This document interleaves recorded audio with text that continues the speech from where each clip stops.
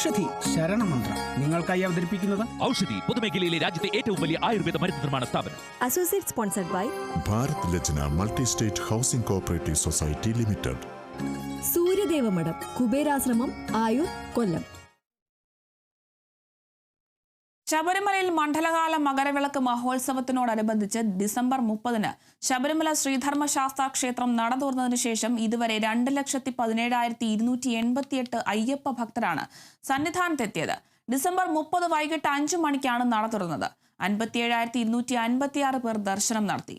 Virtual ക്യൂവിലൂടെ 20,477 പേരും spot ബുക്കിംഗിലൂടെ 4,401 പുൽമേട് വഴി 4,283 പേരുമാണ് ഇന്നലെ ശബരി ദർശനം നടത്തിയത്. ഡിസംബർ 31-ന് 90,350 പേർ സന്നിധാനത്തെത്തി. വിർച്വൽ ക്യൂവിലൂടെ 26,870 പേരും സ്പോട്ട് ബുക്കിംഗിലൂടെ 7,318 പേരും പുൽമേട് വഴി 4,898 പേരും ദർശനം നടത്തി.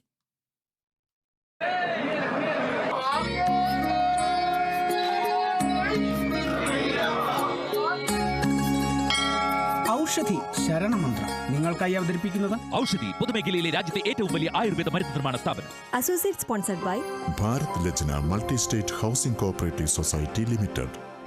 സൂര്യദേവമഠം കുബേരാശ്രമം ആയൂർ കൊല്ലം.